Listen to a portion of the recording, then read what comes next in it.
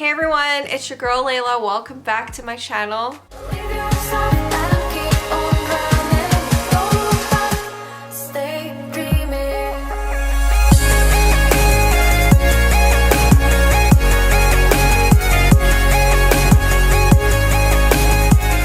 So in today's video, I'm finally doing the story time that I have been avoiding. Something that I've actually been wanting to do since my what it's like growing up mixed video. I put that up I think in 2017 and it still gets views today and it helps so many of you, so I'm so happy that you guys are enjoying that video and you're still enjoying that video like 4 years later. That's so awesome. Since that video, I've been wanting to kind of elaborate on how my later childhood / teen years went as far as, you know, like accepting my mixed race.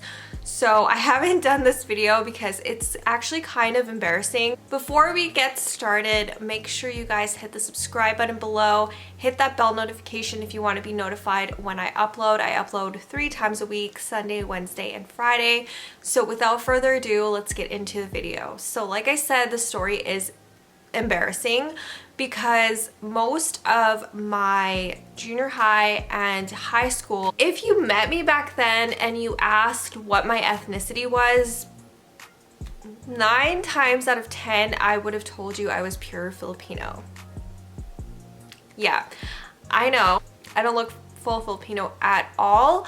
I know that before I kind of looked more Filipino back then because I had black hair. And by the way, I just want to mention something really quick. There's been a few comments on my what it's like growing up mixed video that I dyed my hair blonde. It's not even blonde today because I just toned it, but I dyed my hair lighter so I could fit in with Caucasians and I could look more white.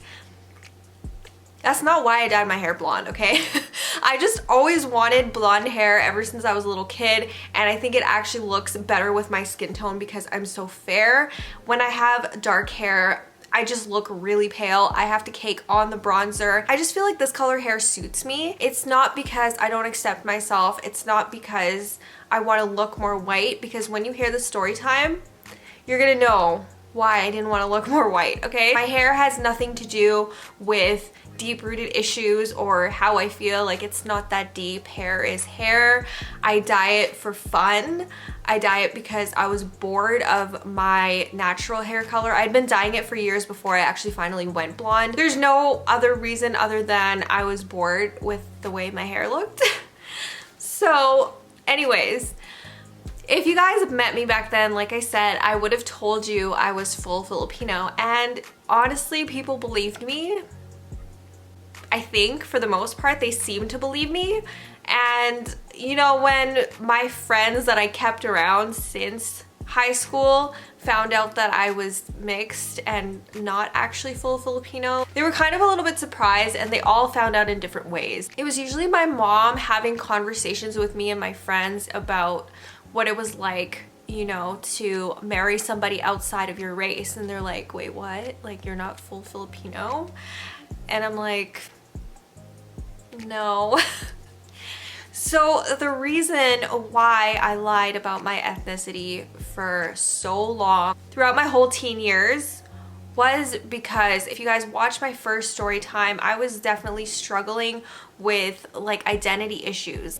I didn't fit in with the Caucasian kids because I was too Asian, and I grew up in a small town of all Caucasian kids, and I was just that weird mixed girl. So when I moved to Calgary, when I moved to the city and I was surrounded by all these ethnicities, and I was finally able to be myself for the first little while until I hit junior high school, and then I'm like, wait, where do I fit in? I don't fit in with this crowd. And I started hanging out with Asians. So I had a job. I started working when I was 15, and that job I made a lot of friends at, and a lot of my friends were Filipino, and I felt like, oh my gosh, this is what I was looking for. Like, I fit in so much here. From that point on, I just felt so at home with, you know, Filipino people and that one side of me. I just didn't want to accept. Like, I didn't want to be Caucasian. I hated being that mixed girl.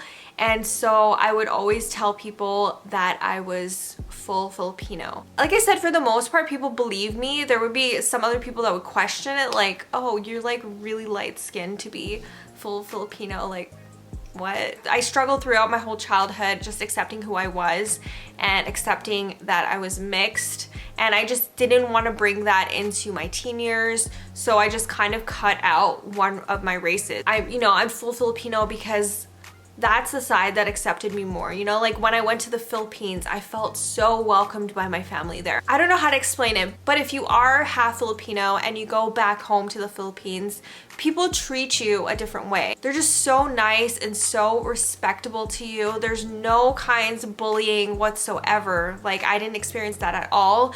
And I just had such a great experience in the Philippines. And I think it's from that point on, from visiting the Philippines and being so accepted, and plus my Filipino coworkers being so welcoming to me and, you know, being my friend back then. It was a combination of those two things, plus childhood trauma when it comes to my race. I know I keep referring back to my What It's Like Growing Up Mixed video, but I go into more detail about how I was bullied back then. So the fact that Caucasian people were always bullying me about my race, the fact that my uncle didn't accept me because I was mixed, that I'm part Asian, those two things combined with Filipino people, you know, really welcoming me, accepting me, and then going to the Philippines and having such a great experience there and just being treated so well, it just made me not want to accept being mixed and being part white. It made me want to lie about my race because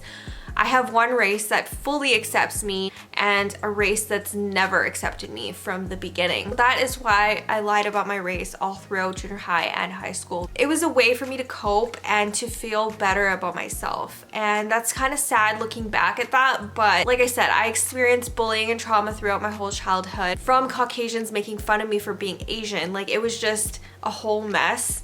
And this is how I dealt with it. That is my story on why I used to lie about my race. And like I said, I can go back to high school and think about all the people that I've told that I was full Filipino, and it's crazy. Like, there's just like, I would tell everyone that. If you knew me in high school, it's kind of funny and it's kind of embarrassing because I literally told everyone I was full Filipino, and you're probably watching this video being like, I remember that girl, I do. So yeah, that is my story.